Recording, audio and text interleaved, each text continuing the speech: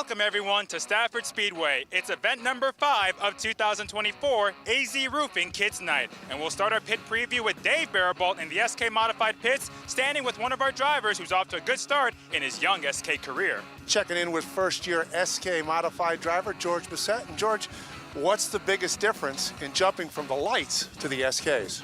Oh, the competition here is unbelievable. And, you know, you're racing with seasoned veterans and rookies and couple-year-old veterans, and I'm definitely a rookie in this division. You know, it's not like the SK Light division. I don't care what anybody says. It's totally another ball game. You're racing with better guys. The competition's way tougher. Everybody comes out here to win every single night. I mean, there's 15, 16 cars, maybe 20 cars that can win every single Friday night here in this division. It's unbelievable racing. Now, how do you feel your runs have been so far to start your season? I'm super pleased with them. You know, we had 2 top 5s in 4 races, I think 4 or 5 races here, so I can't complain with that in the top 3. And you know, it's just getting comfortable, learning the competition, and just having fun while we're doing it. You know, so I'm super excited for tonight, and I can't thank everybody enough. What's it going to take to get that first ever SK win? Just patience and being in the right place at the right time. That's all we can do. George Bissett, we're going to throw it over to Bon Satufa for another driver looking for his first ever SK Modified win here at Stafford. Dave, one of our newest SK Modified drivers, Austin Beers, planned on racing a few times this year, and so far he's competed in every event, I think, except for one, if not all of them. All of them? Okay, my mistake. But you tell me, you were excited before the season about driving the Bull 76. We're 4 races in. How are you feeling about this division and this car? Good. It's definitely a learning process for me, and definitely helping me on the tour though with restarts and stuff. So just you know, we're kind of grinding over here, just trying to figure the setup out and get our notebook built, and hopefully we can come away with some top 5s here soon. Now, a couple times you finished top 10, starting deeper in the field, including one night you started last and finished top 10. What have you learned about the competition and trying to make passes here at Stafford with all these drivers out there? Just everybody's so tight here. It's just a really good group of cars, and you got to take what you can get, really. There's no waiting around. If you see a hole, you got to go for it, and just learning about the aggressiveness here, watching guys like Marcello and Brian, kind of just go for it each and every lap, and just trying to learn from them. Now, you've raced long-distance races for the last couple of years, whether in the Tour or ROC. So how different is it in a 40-lap sprint here in the SK Modified? It's tough. Like I said, it's definitely a learning process, just going hard each lap, but also trying to find a way to keep the right rear on it to make it to lap 40. We've been struggling a little bit being loose here and towards the end of races, so just got to build on that, and hopefully we can keep it straighter. How close are you to a top 5, you think? We've been close. If the night I finished 8th after starting last, I missed a shift on the last start. Well, I didn't miss a shift. I just didn't shift because I was afraid to. But no, I think we'll be close soon, hopefully tonight. Good luck. Thank you. That's Austin Beers looking for another top 10 run in the SK Modifieds. And now we're going to toss it to Dave in the late model pits. We're talking with late model driver Wayne Curry. And now that you're back in your primary car, how much does that raise your confidence level? After last week, quite a bit. It was really good when we brought it back. You know, you never know after a big wreck how things are going to go. But between Bob Fell Chassis and the guys on our team, the car's in a really good shape. Probably better than the week before we left. So happy. Now you've been with this team for 3 years. How do you feel it's gelled over that time frame? Really good. We've really gotten used to working together. I think that these guys have a great routine from week to week. The car was really strong to start the year. We were worried about that based on the past couple of years. We just got caught up in that unfortunate first week wreck with fluid on the track. But yeah, I think we're really happy with the way things are going, and we just want to get some good consistent finishes. How tough is the weekly competition in the late model division here at Stafford? Very, and it's gotten more so over the years. I'd say this is a very impressive field of cars. I mean, everyone's competitive. There's a lot of really good equipment, good drivers, new stuff.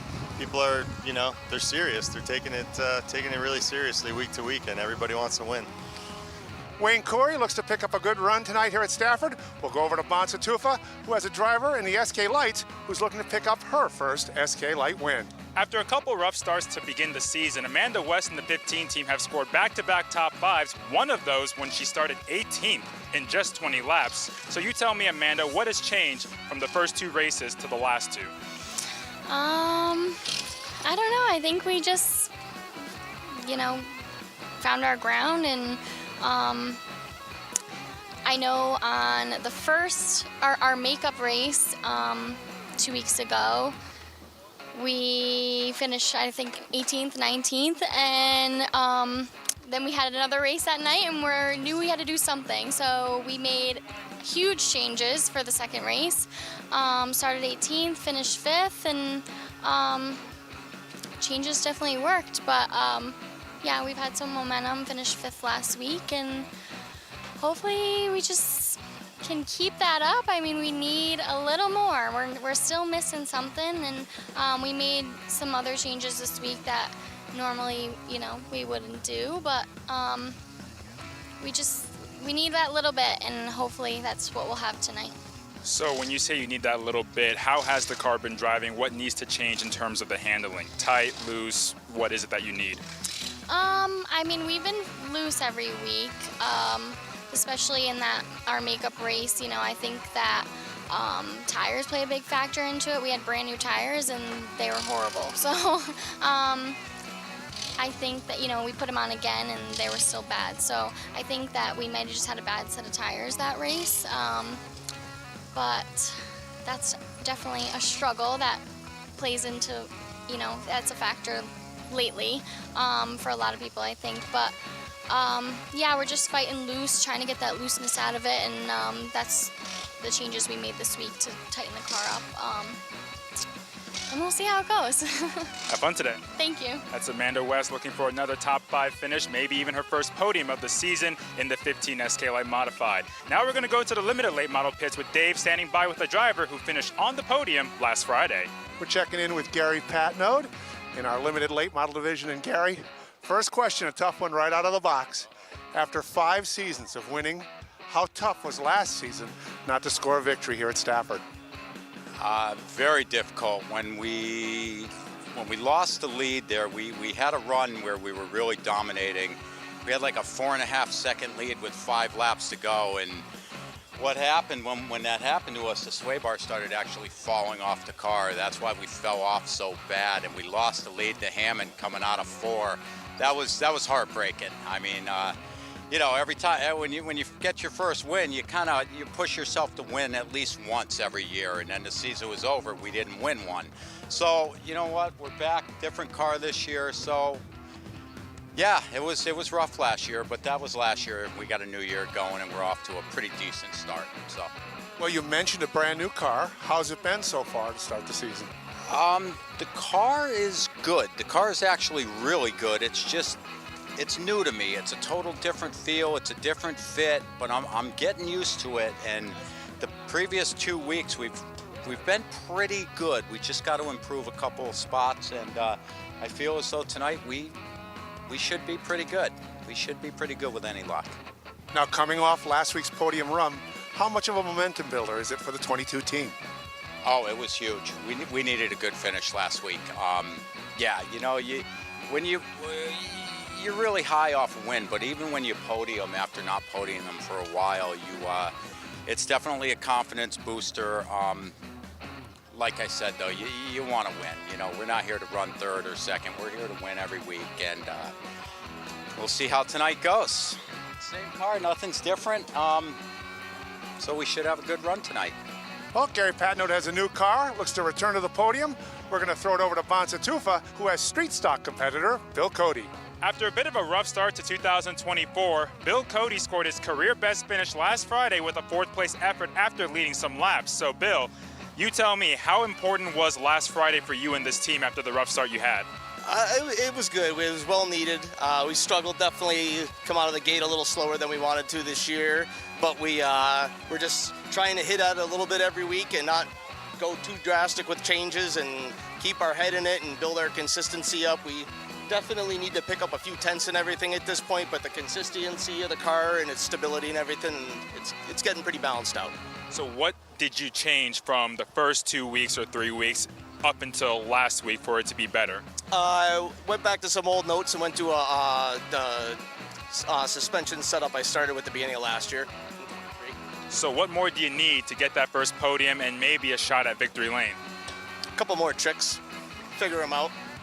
We're still messing with suspension a little bit, and like I said, we're trying to do small adjustments without going drastic and falling way off. So.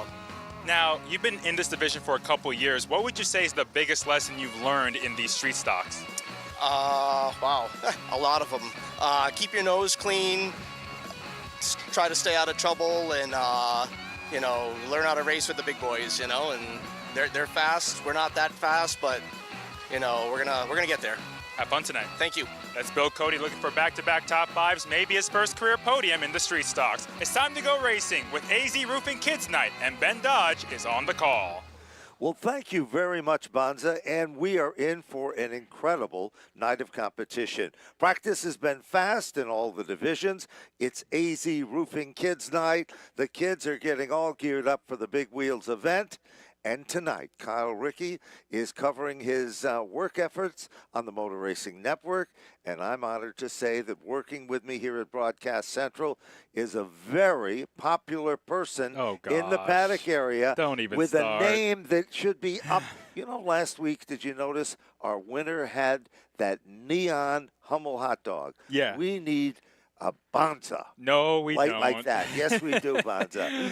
But we're ready tonight, Bonza. It's an honor. We'll have a lot of fun with it. And we welcome each and every one of the race fans who are coming out and being a part of this evening's presentation. Our theme is the kids. Yes. But the reality is it is the excitement that happens on every turn of the half mile, and we've got so much history that we've got to talk about. But right now, let's get to round number one.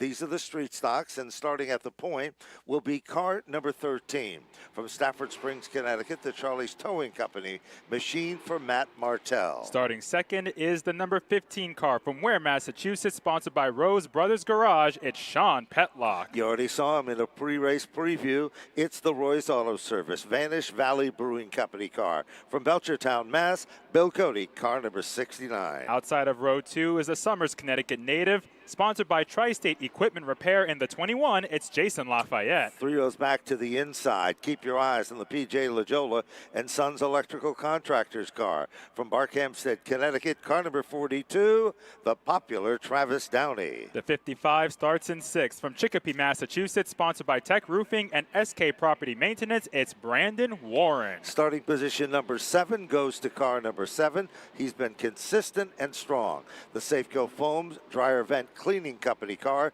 from Granby, Mass., Jeff Eslin. The Wicker starts 8th, his first start since the season opener. From Agawam, Massachusetts, the Beaver Camper Service 01 machine driven by Johnny Walker. Final row, 9th starting position, car number 2. The Playshon Management Solutions car from Griswold, Connecticut, Ashton Young. And rounding out the 10-car field is the Renta Race Car 66 from Mechanicsville, Virginia. It is James Taylor. The story is 5 laps, 6 cars to be among what we call the preferred handicap system. Lights on the pace car provided by Wheeland Engineering, first name in light, sirens, and safety services used throughout the world. It's kind of appropriate as we're about ready to kick things off. Here's Bonza with the first start in this evening's AZ Roofing Kids Night. Pace car pulls off, 10 cars are ready, so are we. Green flag is out and we're underway. Sean Petlock might have missed a shift and he went nowhere. He gets hit from behind by Lafayette, who goes around, just stops it before it reaches the wall as the field comes off of turn 2. It is Matt Martell up in front. No question about it. 6 cars run under a blanket as the caution flag comes out. It is for the car that is stopped in turns 1 and 2. That's the Jason Lafayette machine. So that's going to make us re-rack the field, as the old saying is, as we will put them all back together all over again. And as you can see, we are in for a great night of racing. Picture perfect is the story for tonight's weather for the event. And That, of course, makes things a little bit nicer for not only you, the race fans, but for everybody in the paddock area here. We remind you, right now is a perfect time to send out a message through social media to any of your friends and invite them to come and join us. And if they can't make it this evening, Bonza, there's no better way to keep track of what's going on is by two methods. Method number one is our first presentation is on YouTube. Yes, and Facebook. And then we go to method number two, which is FloRacing. Correct. So for those of you who are watching live right now on Facebook and YouTube, welcome. We'll show you some of the heat races today, but soon enough you'll have to tune into FloRacing as we check the replay. Sean Petlock gets loose going into one. Lafayette hits him, and as he checked up, the 21 just went around. Kind of like the old theory of riding a bicycle. If you got handbrakes on the front, if yes. you put the brakes on the front on, the back end comes around or up on you. And that's kind of looks like what happened there, maybe. Field is still single file. They'll double them back up, and we should be ready to get back at green flag competition. We talk about AZ Roofing Kids Night. We do want to mention any of the kids who were signed up for the big wheel race, you can sign up at the novelty booth just to the left of the main grandstands. Sign up over there if you already pre-registered, and your kid will be good to go to compete on the front stretch later today. And while you're over there, take a look at all of the beautiful trucks that are part of AZ Roofing, the business that is a proud sponsor of tonight's event and also the proud sponsors of Sammy Anderson. So if you haven't been down there in the Midway walking around, take a look at their equipment. Usually the perfect example, if you look at quality equipment from a contractor, usually they do quality work. We can guarantee that. AZ Roofing spells out quality from A to Z. How about that, Bonza? Well done, Ben. All right, here we go. Coming to the green, we did not get a lap in. Let's see if Petlock can get a better restart here on the outside line. He does. They're pretty even going into turn one. It's Matt Martell on the inside, Sean Petlock up top. No question about it. They're almost side by side, but one car has emerged at the front of the field. Then they're doubled up, already moving forward. It appears Bill Cody is there, but Travis Downey is wasting no time at all. Bonza, remember a week ago, Travis had just a terrible night. He's looking to change all of that tonight. He did not make it past turn two before getting caught up in a huge pileup on lap one. New leader, Bill Cody gets under Martell, who slid wide coming off of four, and Downey follows Cody through to move up to second. So Cody has the top spot. Downey's in second. Now here's Petlock for third. Petlock doing a nice job, takes it in deep on the bottom, and right there with him comes Jeff Aslin. Blue and white number 7 car into the 4th spot. Not happy with 4th. He's going for 3rd. Back up front, bid for the lead. All of a sudden, Travis Downey is trying to put the nose in. He does. Travis Downey powers his way off turn number 2. Brand new leader emerges. Travis Downey takes over the number 1 spot. Yeah, Cody had to check up a bit coming off of turn 2, and that allowed Downey to take the top spot. So it's Downey, Cody, Aslin, and then a side-by-side battle for 4th as Brandon Warren got a bump from behind by Jason Lafayette. Warren moves up to 4th, Lafayette's 5th, and stuck on the outside is Sean Petlock as Matt Martell falls off the pace. Ashton Young has spun in turn 2 as well. Oh, a heartbreaking situation for him. He goes around with the number 2 car. Great story surrounding Ashton Young's car. He broke a ball joint in practice today. He was so disappointed he thought they were going to have to load up the car and go home. But instead, the competitors in his division all chipped in, found the pieces, helped him put them on.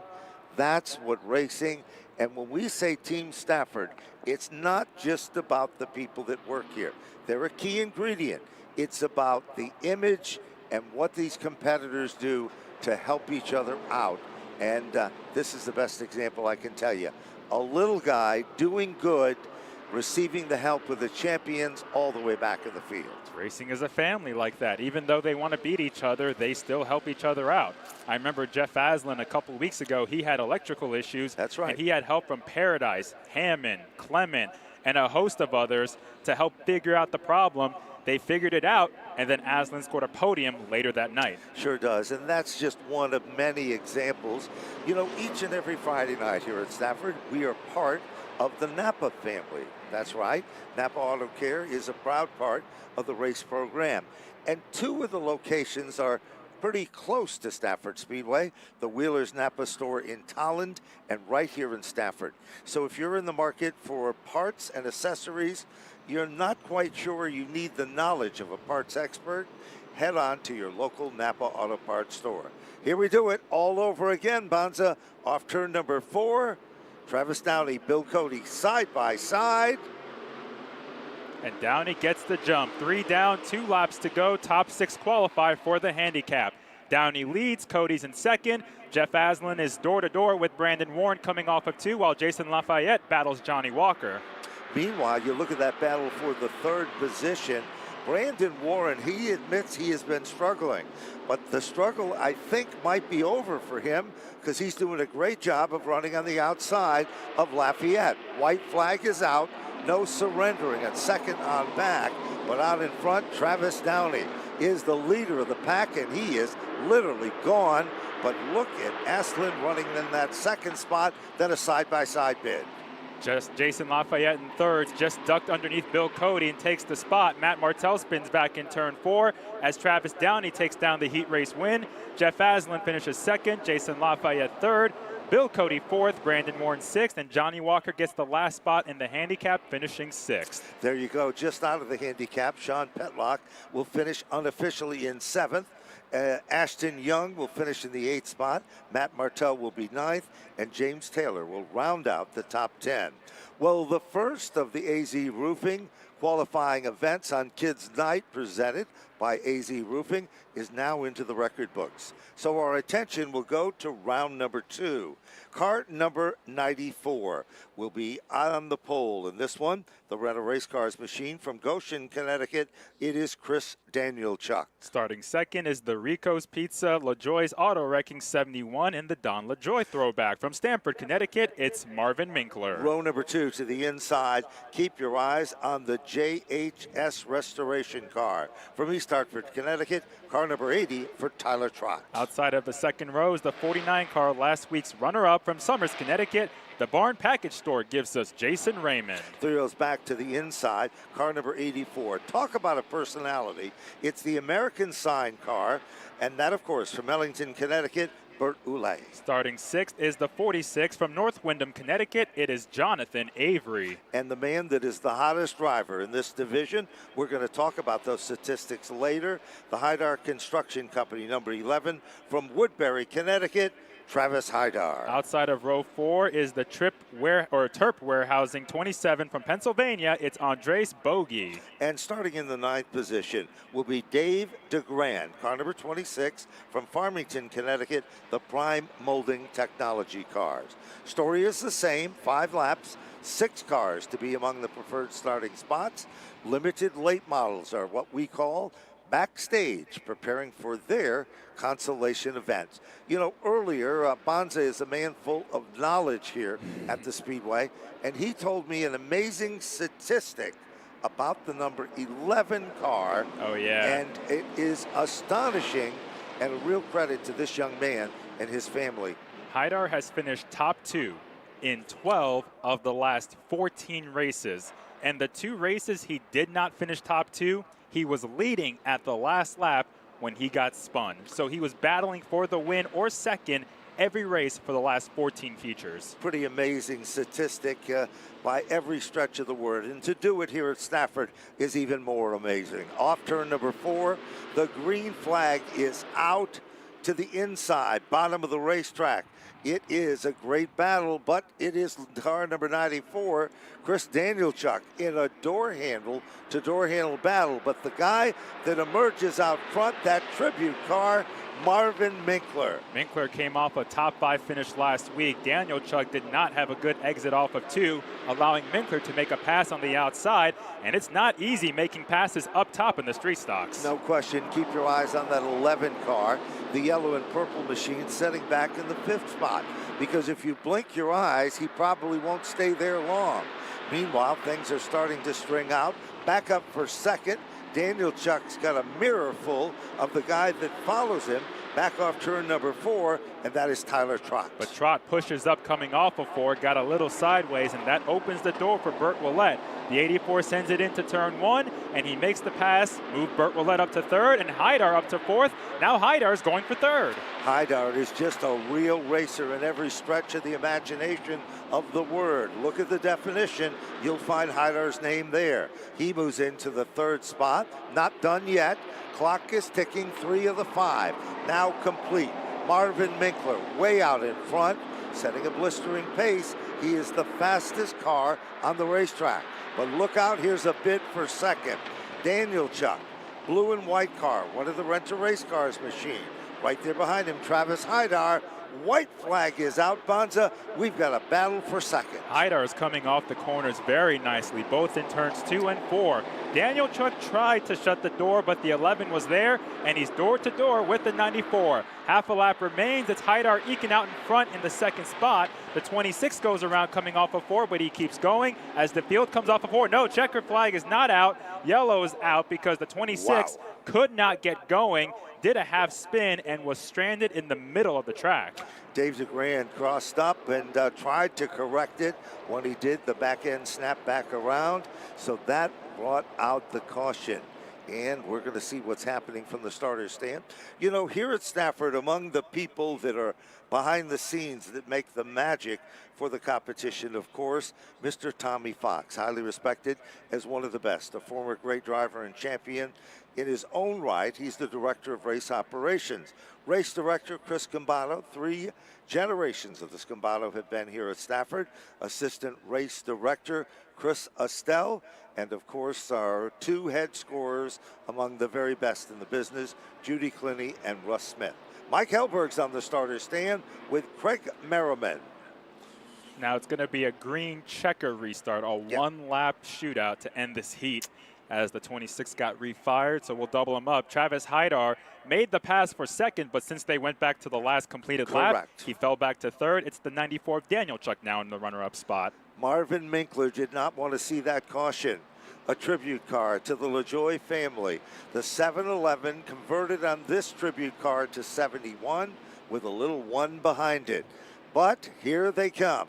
Off turn number 4. Green flag is out. This is a dash for the cash. Daniel Chuck digging in hard. But look at the man, Travis Haidar. Bonza, he's working his magic on the inside. He's got 2nd and 2 turns left. And he might go for the lead. He got a great run off of 2. Peaks inside of Minkler. The 71 slides up as they bang doors behind him. They're side by side coming off of 4. And Travis Haidar goes 3rd to 1st on the final lap to win the heat. Wow, Travis Haidar showing he's the big dog in this division. Marvin Minkler did a great job to finish in 2nd. Bertolette to round out the top 3. Tyler Trott was 4th. Chris Danielchuk was 5th. And Jason Raymond will be among the 6 handicapped spots. But Bonzas, there's 3 more that did not make it among those 6. Jonathan Avery, Andres Bogie, and David DeGrand, who had that spin on the last lap. They'll have to start at the rear of the field. So coming up next onto the racetrack will be our limited late model qualifying event. You know, as you look on the backstretch, Monaco Ford with 2 great locations, one in Glastonbury, the other in Niantic, Connecticut, providing us with the safety vehicles used here at the Speedway. Stop by their dealership, see Mike or his sister or any of their staff. Tell them that you heard about it here. Remember, they are the official sponsors of the Monaco Ford Tri-Track Series. And again, great prices on new and used, great service, 100 years of being the very best. Bonza? We get ready for our first limited late model heat of 2. We got 9 cars in the field, and starting up front is the 24 machine from Three Rivers, Massachusetts, sponsored by Terrio Racing. It is Kyle Terrio. He was featured in our pre-race preview. The GP fence machine, car number 22 from New Hartford, Connecticut, Gary Patno. The Rob Russell chassis 83 starts 3rd. From Willington, Connecticut, Winner this year, RJ Surdell. Keep your eyes on this driver, the Utility Services of New England car. From Wethersfield, Connecticut, car number 59, Matt Clement. Our defending champion starts 5th. In the Rosati's 6th. From Windsor Locks, Connecticut, it's Jeremy Lavoie. Outside of the 3rd row, starting position number 6, car number 9, the ARI spray foam car. From Canton, Connecticut, Connor Jensick. Inside of row 4, it's the DKV Motorsports number 5. From Wellington, Connecticut, it's Daryl Vertife. 8 starting position, car number 18, Utility Service of New England. From Wethersfield, Connecticut, Scott Clement. And rounding out the 9-car field is the DMW Graphics 44. From Durham, Connecticut, it is Shelby Swan. So there you have it, first of 2 qualifying events. The distance in this one will be 8 circuits, and the number of cars to transfer to be in that handicap. And how important is that handicap, Bonza? It is extremely important. When you're in the paddock area, you hear so many people talk about, I'm close enough to be there, I'm not there yet. If I can get in that, I'll get a preferred starting spot, and I will be a factor. Track position is key, especially in this division. The competition has been tight, and that's why we've seen 4 different winners in 4 races. Green flags in the air. Kyle Terrio leads them into turn 1 and gets a pretty good jump over Gary Patnode as they race into the corner. Patnode tries to pull alongside, coming off of 2 on the outside, and they still race door to door down the backstretch. No question about it. That's for positions 1 and 2. But positions 3 and 4, pretty much the same story. Up the hill goes Patnode. They are almost 3 wide. Back to the line. Kyle Terrio, the leader of the pack. Patnode settles back into 2nd, and here comes RJ Surdell. Red, white, and blue Spirit of America car moves into 2nd, and there's one of the toughest guys in this division. Car number 6 for Jeremy Lavoie. He's up to the 3rd spot. And Patnode is falling back because he is stuck on the outside. He started 2nd. Oh, contact between him and Matt Clement sends Clement into the wall hard. Heartbreaking situation down into turn number 1. Let's hope we got a replay of that. We'll take a look at Clement in the Wayne's Auto Body machine. You can see the damage done to the right front suspension. And waving out the window net is down. The driver is okay. Heartbreaker. The Clement family's race cars are some of the most unique and nicest looking cars in this division. And again, he was on the outside going down the front straightaway, and really they came together, and it was just enough that the 59 machine was unable to keep out of it. Gary Patnode has been sent to the rear because of the contact. And again, Patnode had been struggling with his race car. After starting in the front row, it all of a sudden became a little bit evil for him. Now, Matt Clement came in as our point leader. It's early in the season, but he did come in as the point leader, finishing top 5 in every race. Let's take a look. Side-by-side battle. Boy, it's a tough one to call on that. Let's see if we can get another look at that, if at all possible, because what you saw him coming down the front straightaway, and almost appeared that Clement didn't realize, maybe the spotter was unaware of the situation or whatever occurred there, and the 2 came together. And at that speed, that's part of the faster part of the racetrack. It is so easy once you get the wheels off the ground, and the back wheels look like they did come off the ground.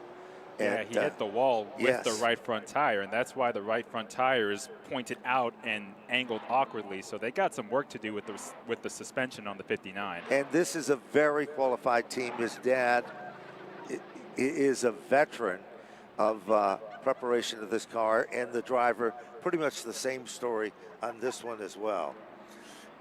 We're going to get another look here soon. Oh, right now. Let's see. Patnode's up against the wall. I mean, he does come down a little bit. Does the 59 come up? You kind of base it on the white lines to try and get a gauge of who came down, who came up. Now, here's a different look at it there. And, boy, it's a tough one because as you look at it, you see Clement's situation. Patnode, you got to give Patnode credit. He did back out of it, okay? But we're not sure. It's the old thing, what came first in that situation. But we know the end results is a very badly damaged number 59, one of the strongest cars in this division. You just hate to see that happen Yes, in a you heat do. race. Yes, you do. And, you know, also a car that has pulled to the center of the infield is the Scott Clement machine, part of the same family. The number 18 is down on pit road there. And they were looking at the 59 car, and it does have extensive damage done underneath tie rods. Yep. The right front is peeled back on that car. Pair of white walls is both wheels, the right rear and the right front. They weren't white walls to begin No, with. they were not. And white walls are out of season now these days. Are so they out of style yes, now? they are. They really are. So anyways, we're doubling the field back up, and we're going to get back right at this. Keep your eyes on Jeremy Lavoie with that number 6 car, multiple track champion. The Lavoie family, Sue Lavoie, was one of the first women drivers to win a championship at the old Riverside Park Speedway. So there is so much racing history with this organization as we go back to green. Terrio on the inside. Now it's RJ Serdell on the outside as they head to the first corner. Terrio in the 24, his first full season in the limited late models. He used to be a crew member on Justin Bren's team back when Bren was racing in the limiteds. He's out front while Lavoie tries to take second from Serdell. Well, you got to give Terrio credit. He's doing a great job. Side-by-side bid for the runner-up spot. And it is Lavoie who continues to dig and dig hard to the bottom. Flat part of the racetrack. He is able to shake off RJ Serdell, and then all of a sudden the 9 car of Connor Jensick coming to life. They've had their share of hard luck with this, and guess what? Gary Patnaud gets a second win with car 22, and he is coming to the front. Moves up to 4th while Serdell falls from 2nd to 5th. You mentioned Connor Jensick. He missed a couple of races this year just because they could not figure out what was wrong with the car. It wouldn't fire. They got the race car going last week, and he's looking pretty good so far, running in 3rd as Jeremy Lavoie tries to chase down Terrio. There's no question about it. The top 2 are starting to pull away. Patnaud now continues to work some magic in the outside lane.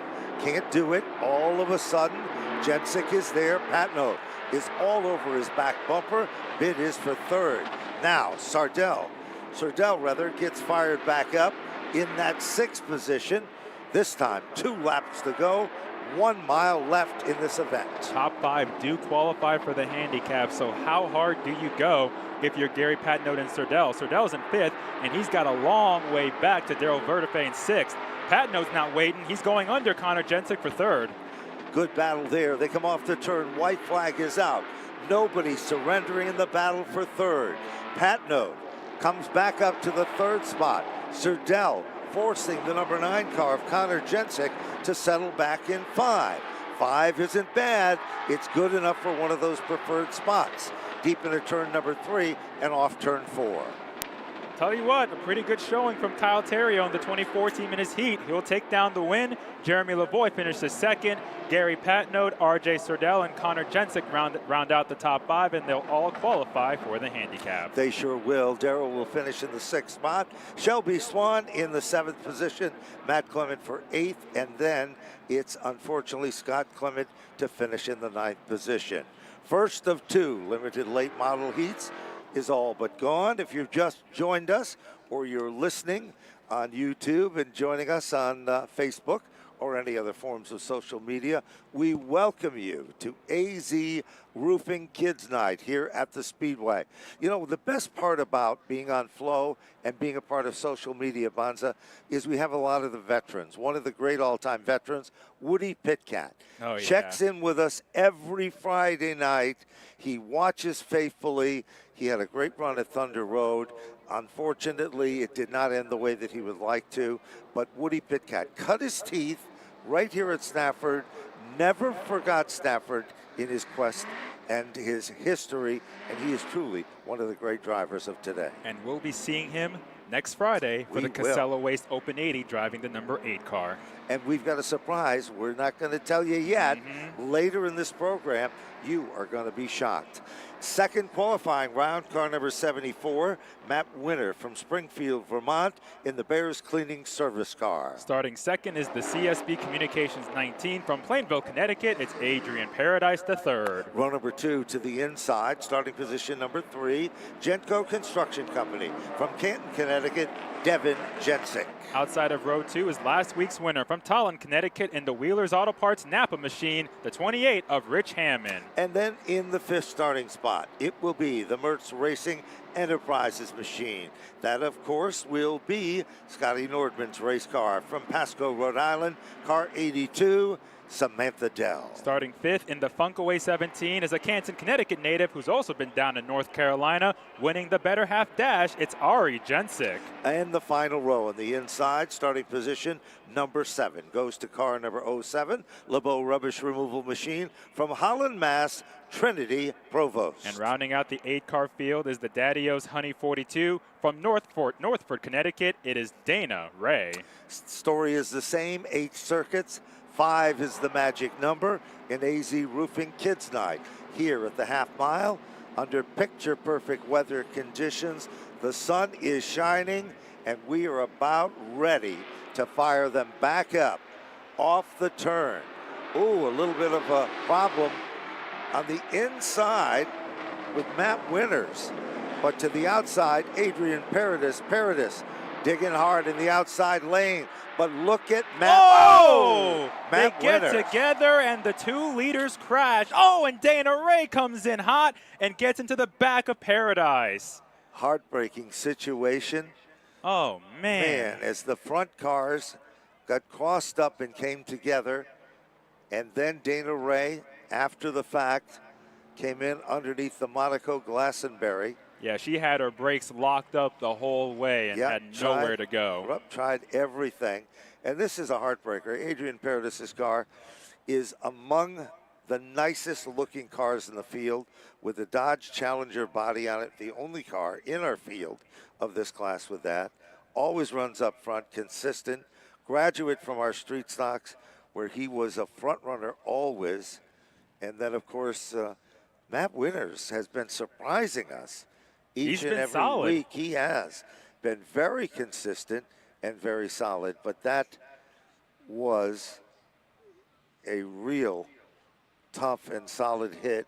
Both drivers have climbed out of their cars, Winter and Paradise. Dana Ray has the window net down on her car. Oh, man, the limited late model heats have had some attrition. Unbelievable. And, of course, you'll note if you're watching on any forms of our social media or you're here with us in the grandstand at Stafford, the Stafford Ambulance Service, we call it our Infield Care Center. 2 of the nicest individuals, extremely qualified. It is a requirement that you go to the Infield Care Center, be checked out, and guess what? If there is an upside of a downside experience, you get some cookies. Yes. And those are homemade, and they're good. Tough deal on the back straightaway, man. Those 2 were battling for the lead on lap 1, and they just got together, and it's just when you have the 2 leaders hooked together on the backstretch in front of the rest of the pack. Oh, yes, no place to go, really. Yeah. So hopefully they can all get their cars put back together in time for the feature. It looks like all 3 cars have sizable damage, so we'll take a look here in a moment. This all happened up front between Adrian Paradise III and Matt Winter II, 2 drivers looking for their first career limited late model win at Stafford. And they're both the top of the field. Down the back straightaway, Winters looks like he comes out wide, was not aware, and there is the terrible hit as Paradis is on the outside. Winters is there. Oh, it looked like Paradise got a little loose coming off of 2. He might have hit the wall, he might have not, but he got a little unstable and looked like he slid down into Winter Now look, trying to there's hang on. the after effect hit by the Ray car of no intentions. No. They tried. You can see locking up the brakes. You'll see the smoke. You see how loose Paradise got off of Yes, 2? he That's why did. he slid down the track. Didn't mean to. He was Nope. just trying to hang on to the car. And that hit on the back end will do a number on the rear clip. It sure will. And it's kind of, if you look at it, it's almost like being in a vise because it got wedged from one side to the other side. You know, right now, Bonza, we want to mention any of you youngsters that were registered to be a part of the AZ Roofing Kids Night big wheel races. You must go down to the novelty booth and let Linda and the people in the novelty booth know that you were here and you are going to be competing in tonight's event. So that is the location. It is behind turn number 4's grandstand, right next to the AZ Roofing vehicles that are on display there. And again, you must go down there and check in, and this would be a perfect time to do so. Bonza? Now, Kyle Rickey, who we said is in Portland, Oregon, he Yes. promoted the event on his Facebook page, and he asked people if I wanted to ride a big wheel or if I should ride a big wheel. And a couple people said yes. Can you please prove to them that it's a bad idea? It is a bad idea. Okay. I am not riding a big wheel Because- unless I get competition from you or Kyle or John or Dave, somebody. Listen, if I got down, I couldn't get back up. I It can tell you would work. something. Kyle tried riding a big wheel once, and the front tires kept spinning. See- He made no forward progress whatsoever. There you go. There you go. So, anyways, the kids love it. And It's a fun race. And the thing that we know the most is that the future of this business is today's youth and opportunity. And Bonza, you're here every Monday night. That is the best example. And this Monday night, we've got another great program. Yeah, the Wild Thing Karts are back for their third event of 2024. They had the week off this past Monday because it was Memorial Day. And yeah, they've had quite a show. Actually, Dave Barabalt's with us, and that's his mic I'm hearing. So, Dave, what do you have? Well, guys, what I do have is that the Matt Clement machine is already back here. Several competitors have already tried to offer him some parts to try to get that car back. They're working on it right now. The plan would be to go to the other car, the number 18, his brother's car, but that is also having issues. So that is really what they're trying to work out here right now. Can they get the 59 repaired, or are they going to have to go to the 18? Bonza, the only way I'm doing that is if they can get a Wild Thing kart big enough for me. I'm not doing a big wheel. Fair enough. Now, Dave is in the pits, in the paddock area right now, checking. Now, Dave, get ready. You'll have a couple more limited late models coming your way in Adrian Paradise III, Dana Ray, and Matt Winter And II. isn't this ironic? These are the top cars in this division that are having a problem early in this. And, you know, we were talking about Mr. Rickey before, but there is, look at that. Kyle Rickey, happy birthday on Monday from all of your friends at Stafford Speedway, especially Bonza. And Bonza.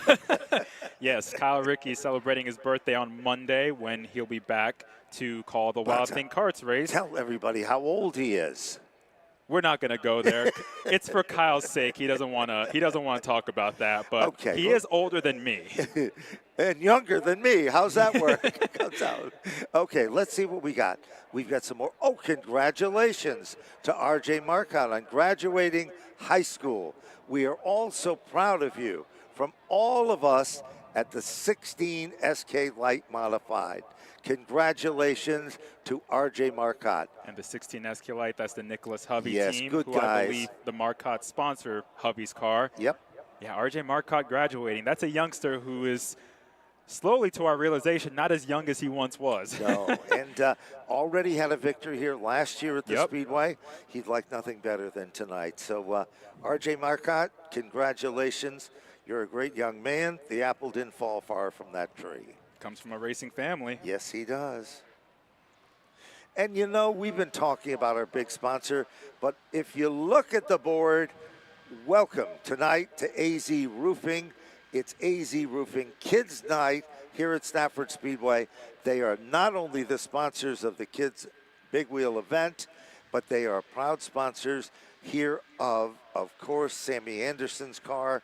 And as we said before, they've got a great display of quality equipment that tells you the quality and the class act workmanship that AZ Roofing does. So if you need work done, it's AZ Roofing. Now, I went to AZ Roofing, and there will be a video later on before the big wheel race, but I got to go there and chat with Tim Spear Jr., who is the owner of AZ Nice Roofing. guy. Yep. And he's been doing this now for over a decade, and he's just so proud of how this company has grown Yes. since it first started over a decade ago.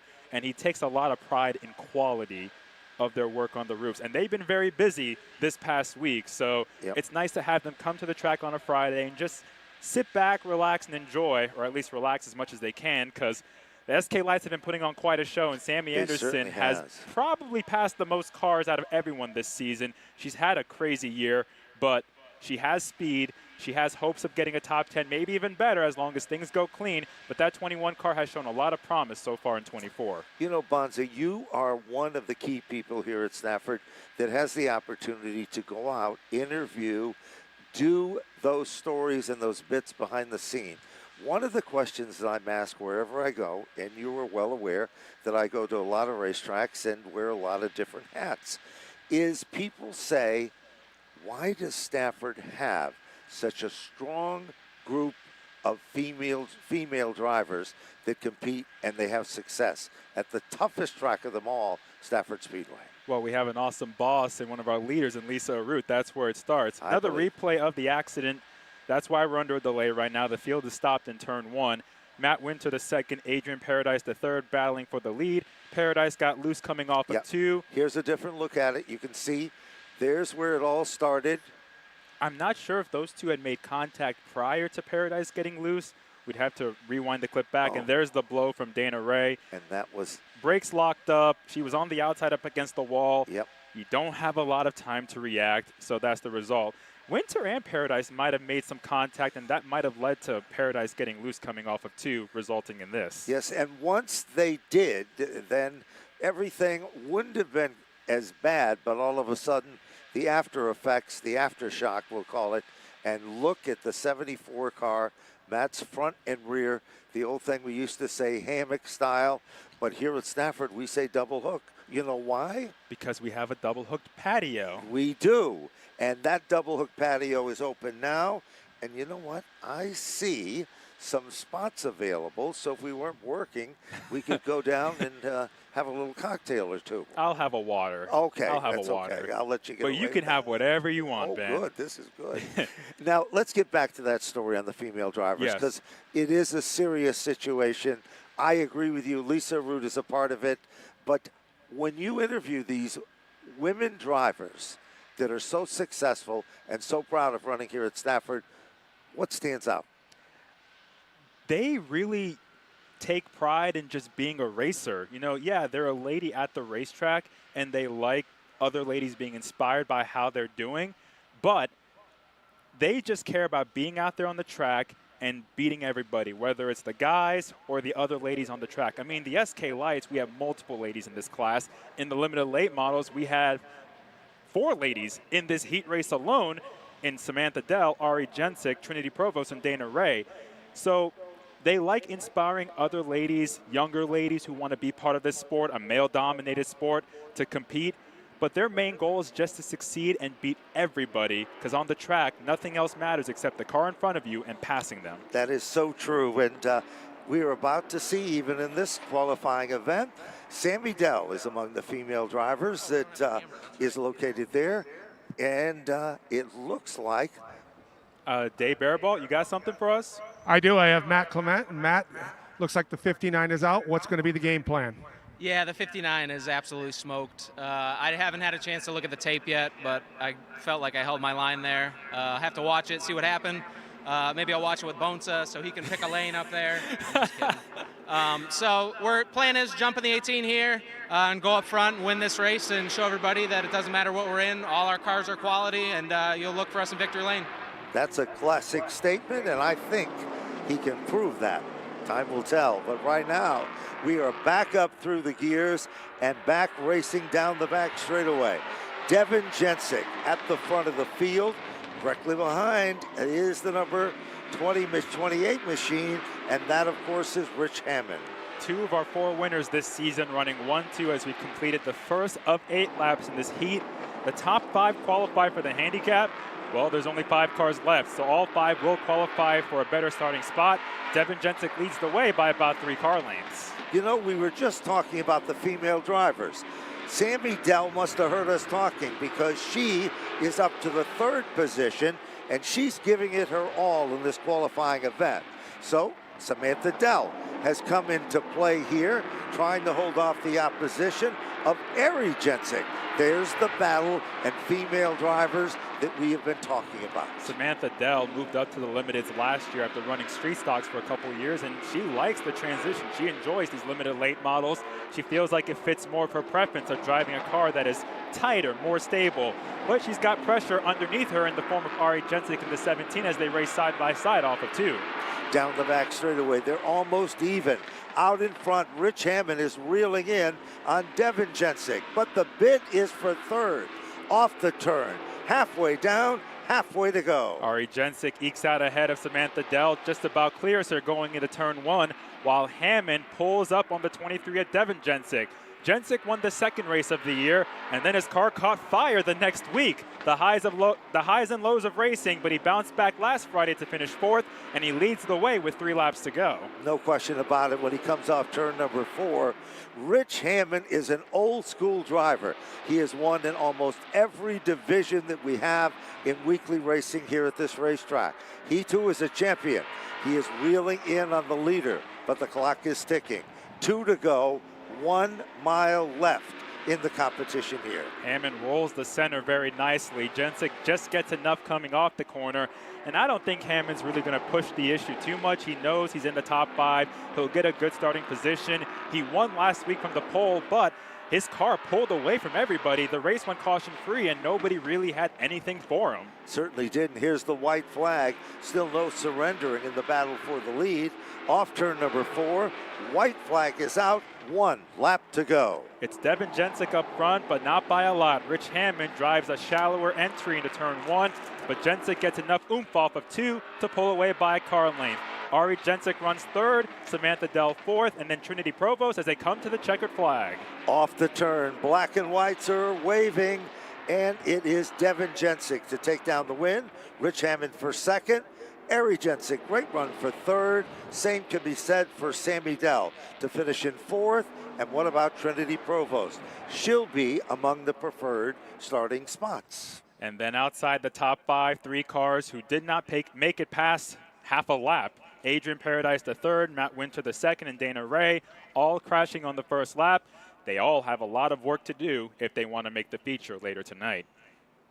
And that brings us to the SK Light Modifieds. It sure does, and they, of course, are the division that we refer to as the junior stars of the night, but believe me, on many an occasion, they had moved to the front of the class in the popularity department here at the Speedway. So round number 1 of 3, 8 laps the distance, 5 cars to transfer. Car number 70 will be starting on the inside of the front row. Mayberry Material Handling from East Longmeadow, Massachusetts. This guy's got the biggest smile on his face. Each and every time he comes out, it is Wade Gagner. Outside of the first row is the Arcari Motor Sales 55. From Somers, Connecticut, it is Paul Arcari. Row number 2 to the inside, the Supreme Industries car. DP Motorsports from Tallinn, Connecticut, car 82. Paula Root. Starting 4th is the Tallinn County Foundation Replacement 35 from Ashford, Connecticut. It is Josh Morrison. Then we go to car number 88, starting in the 5th position. That, of course, will be Frank Latois Jr. from Wethersfield, Connecticut, the GRP Services car. This guy has been going better this year compared to last in the 76 machine from Ellington, Connecticut. Constantine Paving and Sealing gives us Ron Mitford Jr. And then it's the McKinney Construction Company, number 15. You saw her in the pre-race video, the Rory Westone car from Colchester, Connecticut, Amanda West. Starting 8th is the Darling Auto Parts number 7. He finished runner-up in the 40-lapper last week. From Salem, Connecticut, it's Alexander Pearl. 5 rows back in the inside will be the number 92, the Webb Motorsports car from Nashville, Tennessee. It is David Webb. And rounding out the 10-car field is the Rose Brothers Garage 8 machine. From Wellington, Connecticut, it is Aiden DeGata. Want to remind you, if you haven't already checked in, now is the time to do so. We have several of them checked in, but we have a few that have not checked in as yet. Please, if you haven't, please report to the novelty booth. Well, here we go. SK Lights, SK Modifieds. No question about it, Bonzo, wherever I go in this country, everybody always talks about the SK Modifieds and the SK Lights from Stafford Speedway. There's a good reason for it because, one, there's a lot of them, but two, they put on an amazing show, both divisions. Sure do. I mean, we've seen it this year. The SK Modifieds have been phenomenal from week 1. Yeah, DiMatteo's won 3 in a row, but still, they've all been very close. In the SK Lights, we've seen some hot action mid-pack, and we finally saw someone beat Tyler Chapman. Yes, we did. In the former Brian Sullivan. So there's still great competition. Tyler Chapman is going to be the car to beat on a weekly basis right now, as we've seen. But there's still a lot of hungry drivers out there, I should say, like Alex Pearl, like Amanda West, that are looking for victory lane. They sure are, and we're about ready to get them crossed over and fired up. Wade Gagner, during the running of the Sizzler, brought a car that he built as a tribute replica, I can't even say it, replica car of the 711 that Bob Polvereri drove. Yep. Bill Pelly was the crew chief. My dad actually owned that car. So there's a lot of history behind it. He was smiling ear to ear, and he allowed everybody associated with the tragedy of cancer to sign the automobile, and it made a lot of people very happy with a big smile on their face. Good things happen to good people. Let's see what's going to happen now.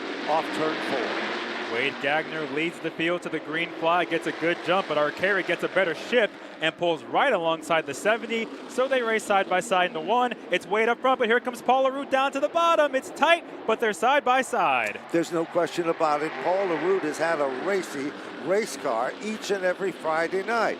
He says, I haven't got the openings. Tonight, he's showing he can get to the front of the class. The Steve Johnson prepared car, prepared by local people right here in Stafford, takes over the lead. Paul LaRue. Then we've got a side-by-side bid for that 3rd position. It is Frank Latois on the outside, Amanda West to the inside. Dueling side by side, we've got a brand new 3rd place car. Amanda West in the 15 slides under Latois to take 3rd, now sets her sights on Wade Gagner in the 70. Further back, Alex Pearl on the outside of Paul Arcari makes the pass to move up to 5th. And remember, top 5 qualify for the handicap. No question about it. Look at Alexander Pearl in that 5th and very important transition spot. Meanwhile, Arcari gets a little bit out of shape and loose. David Webb starts to show some muscle.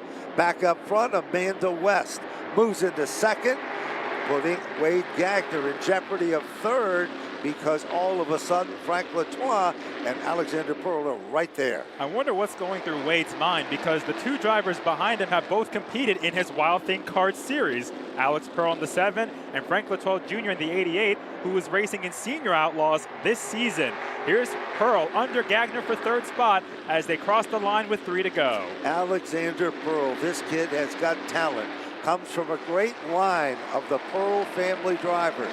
His dad, his grandfather, all among the very best in that family. He now moves into the 3rd spot. Look out, here comes Frank Latois, bidding down underneath Wade Gagner. Gagner shuts the door. Remember, these cars don't have spotters, and mirrors are out of the question. 2 laps to go. Latois tried to get under Wade, but stays in line. One driver that has not made any progress is Ron Mitford Jr., who has scored a couple top 10s this year, including a 2nd place run back in week 1. But right now, he is 2nd to last in the lineup, and there's only 1 lap to go. Final circuit in this one. Some surprises. Arcari gets out of shape. That works to the advantage of Josh Morrison. Morrison, another graduate from Monday Night Racing, who's done a great job deep into turn number 3. Paul LaRoute in winning form. Round number 1, it is Paul LaRoute your winner. Amanda West to finish in second. Alexander Pearl in third. Wade Gagner for fourth. And Frank Latois to round out the top 5. Who doesn't make it in the handicap? David Webb in the 92 finishes 6th. Josh Morrison, Paul Arcari, Ron Midford Jr., that's a surprise. He finishes 9th. And then Aiden DeGata rounds out the 10-car field. That's a big one for Paul LaRoute. He's had DNFs in the last 2 races. A good start here, winning his heat. Sure is, and he's been very fast. As he said many times, he's just been in the wrong place at the wrong time. Now we go to the second qualifying round. Again, 8 laps, 5 cars to transfer. This young man's done a very, very good job, and I guess it's because his sister has done a great job as well. The Whelen Engineering, number 31 from Westbrook, Connecticut.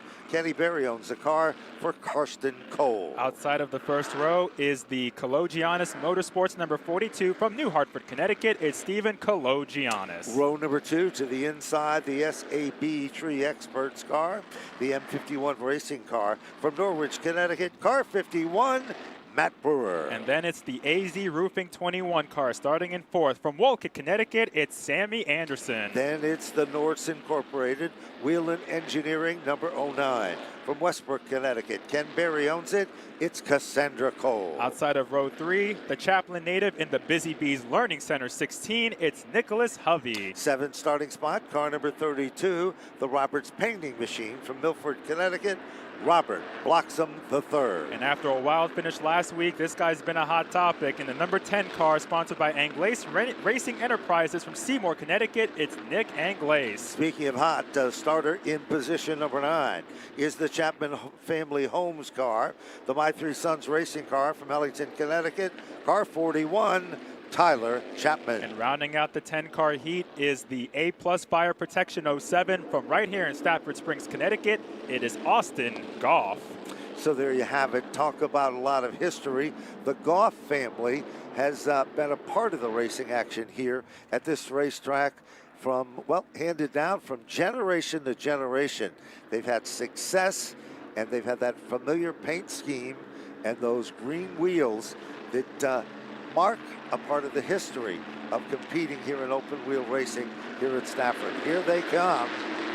Green flag is out. And Karsten Cole was anything but goal as he took that lead. And now off the second turn. Whoa, 3 wide off of 2. Sammy Anderson and Cassandra Cole both had to check up. They keep going, though, as we have a battle for the lead. Out in front, car 51. Matt Brewer, brand new leader of the pack. And now, they are double wide behind him. Kalogiannis in the inside of that next row. And moving in, Nicholas Hovey. This kid can come through traffic like the old hot knife through butter. Nicholas Hovey up to second. And look at Sammy Anderson, the AZ Roofing 21 car. She slid up the track in turn 1, might have had some help from Anglaise in the 10 as Anglaise moves under Sammy Anderson for the 4th spot. And here comes Tyler Chapman, who started back in 9th. Now he's under Anderson in the battle for 5th. Remember, these are momentum race cars. So Chapman's got the shortest line around, but that can cut some of the RPMs down. Anglaise now goes from the outside to the inside of Nicholas Hovey. Moves in, takes over the 3rd spot. Chapman says, I can do that, and he does. Car number 41 up to position number 4. Anglaise slid up the track. Kalogiannis slid up as well, and that opened the door for Tyler Chapman, who runs in 4th. You say they're momentum race cars, it's hard to make that bottom work, but if there's one guy that can, it's Tyler Chapman. Look at him run the apron coming off of 4 as he tries to pull alongside Anglaise. Anglaise goes from the high line to the inside line, bottom of turn number 2, then up the hill. It is Anglaise who's now setting in second. 2 laps remaining in this event. Nicholas Hovey running there with him. Hovey sees the door open, 3 wide. They come back to the stripe. And Glace loves to run high coming off of 4. Not many people run that line, but for some reason it works for him. He loves the outside in general. He runs second, Nick Hovey third, Tyler Chapman fourth, and they're all a second behind Matt Brewer, who leads the way with 1 to go. Here they come. Here comes Hovey. The door opened, and Glace opened it. All of a sudden, Nicholas Hovey moves to the inside. Meanwhile, here comes Chapman. 3 cars under a blanket down the back straightaway. Chapman gives and Glace a little bit of a smooch as they come off the turn. Hovey's car loosens up. And Matt Brewer takes the checkered flag to win his heat. Nick Glace finishes second. Tyler Chapman made the move atop, passing Nick Hovey for third. Hovey settles for fourth. And then Stephen Kologiannis, the last car to qualify for the handicap, finishes fifth. Sammy Anderson to finish in the 6th spot. Robert Bloxham for 7th. Cassandra Cole for 8th. Karsten Cole for 9th. And Austin Goff to round out the field of 10. Well, that's just a sample, but let's go down. I think Dave Barabald has more. Well, guys, just to give a little bit more information on our late model competitors who had some issues, Dana Ray's car pretty much intact. They just have to bend some things out.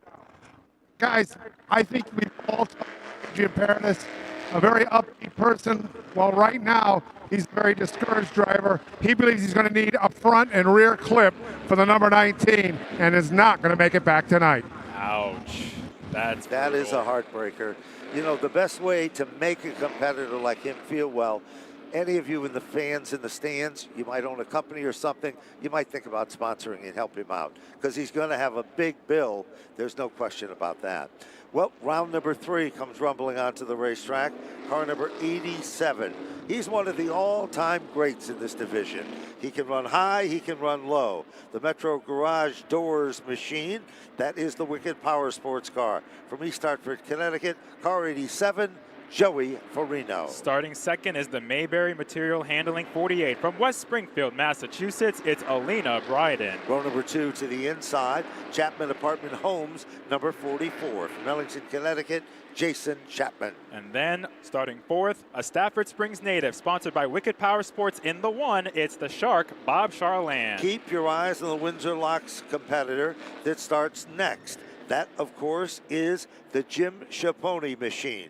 Car number 75 for Crazy Vogue. Starting in the 6th position is the Putnam native in the number 12 Win Waste Innovations car. It's Chris Vians. This young lady turned in a great performance a week ago. Came up a little short, but tonight, a new day and a new deal. The Propane Plus PT Watts machine.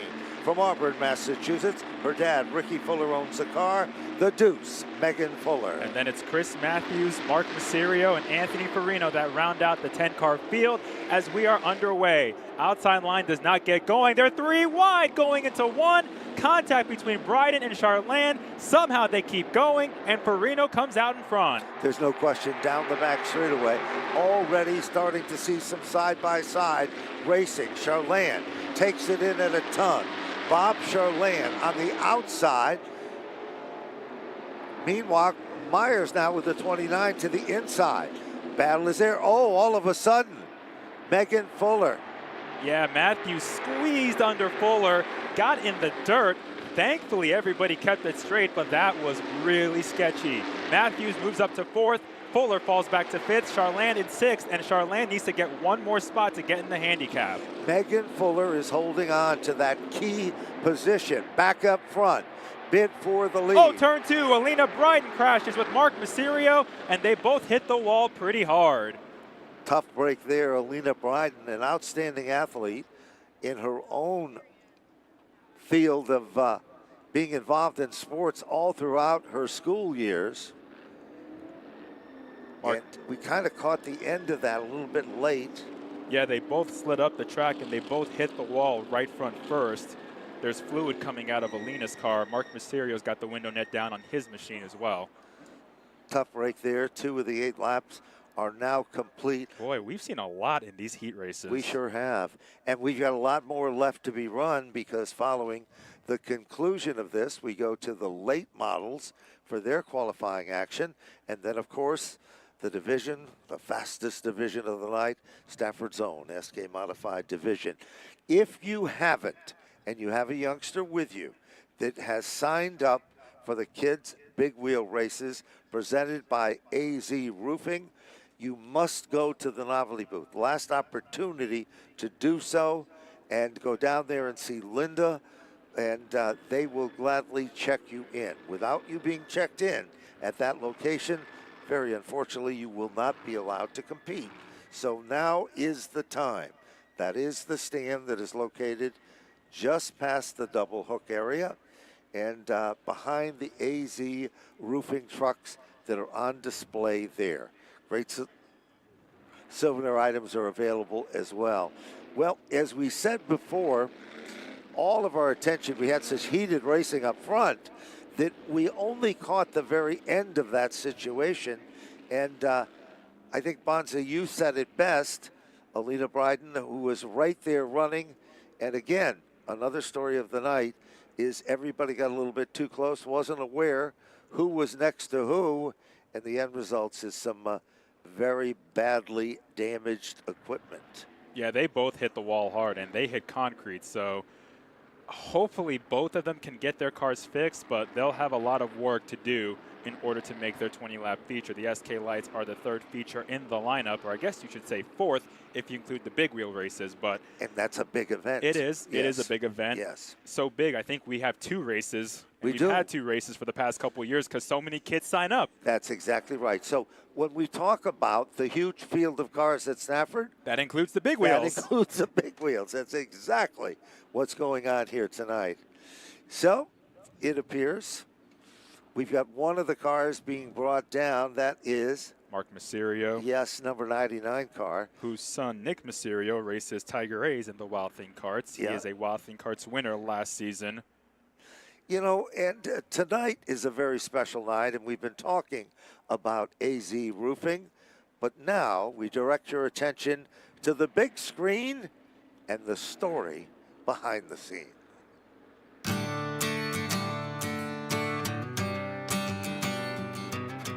AZ Roofing is a roofing company based out of Bristol, Connecticut. I started in 2011. We went from doing one roof a month to, I would say, 3 a day. We serve pretty much all of Connecticut. Most of our jobs are all central. I take pride with the quality of work we do, always being there when the customer calls. And I am very proud of AZ Roofing. You know, we've came so far. You know, we used to be not even a $1 million company, and now we do about $10 million a year. I got into racing from Sammy Anderson. Basically came and approached me, and a few years ago, I wasn't ready at that time. I think it was like over Christmas time I reached out to her a year and a half ago, and it's pretty big. You know, it's nice to have all my guys here at the shop to kind of, you know, venture into something different besides just roofing all the time. You know, they get to see what I do on a Friday, on a Saturday night, on a Sunday, and this is where we're at today. That's Tim Spear Jr. Glad to have him allow me to come over to AZ Roofing down in Wolcott, Connecticut, and check out the place. And it's amazing how much they've contributed to Sammy Anderson. She's got a brand new car this year at Stafford, and even here at Stafford itself, they have a billboard in the backstretch, and they're a contingency sponsor providing extra money to the winner of their features. So they've invested so much into this sport in the last year or so. And kind of appropriate, we've got a flyover. If you look to the skies, guess what? That was to celebrate AZ Roofing Night. Now, we're on a budget, but we did have a flyover, and it's still taking place. Well, the flyover is cool, but let's not have any strikes from those geese, please. So we're on lap 2 of 8 in our final SK Light Modified heat. An incident in the back of the pack with Alina Bryden and Mark Mysterio has put us under an elongated yellow flag. We've had a couple incidents during our heat races. The street stocks ran clean. The limited late model saw Matt Clement hit the front stretch wall after contact with Gary Patnode, and Clement's our point leader. He said he'll be running the 18 car, the blue car that his brother Scott drives for the feature. And that car had a problem also in the qualifying heat. So they've got work to do no matter how they do it to get back and be a part of this one. And then we heard from Adrian Paradis that his car is severely damaged, front and rear clip, if you're thinking about sponsoring somebody or helping somebody out, now would be the great night. Look at that. That's Mark Mysterio's car, and Yeah. there's not much left on the right front. And there's the tire. Yep, the front suspension. The rotor, everything. Everything. The shock is gone. The upper A-frame, the lower A-frame's peeled off. And there is Alina Bryden's machine. And as we said before, Alina was an outstanding athlete all through her years of schooling and just loved racing. She grew up around it, associated with the Mayberry folks and Wade Gagner and company. So double hook on that one. We have seen our share of double hooks tonight. And we're not even to features yet. That's right. And we're not talking about our adult beverage area either No, here. Not yet, at least. No. So this is a heartbreaker. And as you said before, when you've had a race car, you know people that do, you know it's not just a piece of steel. It's really a part of their family. It's something that they spend hours and hours working and preparing, dreaming and inspiring. And it hurts when you get a race car that has extensive damage like this, because it reflects a whole bunch of people, not just the owner and the driver. It affects everybody. Yeah, and even the drivers build such a connection with their cars. Some drivers name their cars. Yes, they do. So it's a lot more deeper than just sheet metal, steel, tubing, as you said. It's just a shame that we've had our fair share of incidents already in this heat race, and hopefully as many of them can get back for the feature as possible. We mentioned Adrian Paradise III. He, Matt Winter II, and Dana Ray all crashed on lap 1 of their heat. Dave Baraball mentioned front and rear clip might need to be replaced on Paradise, which means he's not going to make the feature tonight. No, very and then sad. Matt Winter II, we'll see what their situation is in the 74. Dave mentioned Dana Ray. They might be able to get that car put back together in time for the feature. And we still got, I believe, 6 laps to go in this heat. This is the last SK Light Modified heat. And then we got late models and SKs to follow. We sure do. The field's being told to cross over. Final preparation by the Monaco Ford Safety Services crew. Monaco Ford is the official sponsor of the Monaco Tri-Track Modified Series. So besides... Who'll be coming to Stafford later this year. Oh, yes, they will. Besides that, of course, they have 2 great locations. One in Glastonbury, over 100 years. The second in Niantic. You talk about inventory service, friendly, courteous people. They're race people. Dave Monaco, Mike Monaco is Mike's sister. Wonderful people. And we hope that you'll stop by and tell them you heard about it here in Stafford. And Mike Monaco's son, Axel, races in the Wild Thing carts on Mondays. Awesome. He's awesome, Axel. There we go. 2 laps in, 6 down, or 6 more to go. It's Joey Farino up front, and Joey's in need of a good run really soon. It's been a rough stretch for him. He's driving his other car. That's not his primary car, but it's his second car, and he's side by side with Jason Chapman for the lead. Look at Chris Matthews. Matthews, one of the all-time great veterans in this division. And Bob Charland, he's come to race. He didn't come for show and tell tonight. He's up to the 4th spot. He goes to the outside, makes a bid with Joey Farino. They're friends off the racetrack, but right now, that friendship is over because it's good, clean racing. Charland up to the 3rd spot. This time they come back to the line, halfway down, halfway to go. Battle for the lead. Chris Matthews, who started back in 8th, gets under Jason Chapman and takes over the top spot. That 29 had a bit of an off night last Friday. That car does not look off right now. It looks spot on as he comes back off turn number 4. All of a sudden, Chapman looked so strong a few minutes ago, and now, believe it or not, it is Charland who's reeling him in. Let's go back to the 4th and the 5th spot. 5th is a very important position, and Bonza, Megan Fuller, is in search of that key transfer spot. But she's trapped. She's boxed in right now because she has Casey Boat in front of him and in front of her and Joey Farino. But Chris Vians in the 12 car is also on the outside of Fuller. And now Vians is trying to pull alongside Boat in that battle for 5th, and he might have a shot. Vians gets a nice roll in the outside lane. Off the turn, white flag is out, 1 lap to go. Vians running the top line of the racetrack. Megan Fuller, don't count her out yet. They head to turn 1, but Vians has the spot. Vians might actually get past Farino as they come off of 2. 4 cars under a blanket battling for 4th, while Chris Matthews leads the way off of 4. Checkered flag is out. Look at the battle for 3rd, 4th, and 5th. And at the line, it is Chris Matthews to take down an impressive victory. Jason Chapman in for 2nd. Great run for Bob Charlayan for 3rd. Joey Farino held on for 4th. And Chris Vian gets a new nickname, Mr. Outside, to finish in 5th. And just out of the top 5, who do we have there, Bonza? Casey Boat in 6th, Megan Fuller in 7th, Anthony Farino in 8th, and then Elena Bryden and Mark Mysterio, who both crashed out on lap 2. So Megan's got a lot of work to do. She'll be starting the feature, I believe, back in 21st. And to go forward from 21st and 20 laps is going to be a tall task. We do want to mention, for those watching on Facebook and on YouTube Live, switch over to FloRacing to enjoy the rest of the show. We still got late model heats, SK modified heats, and then 5 features and the big wheels coming up here soon. It sure does, and it's all part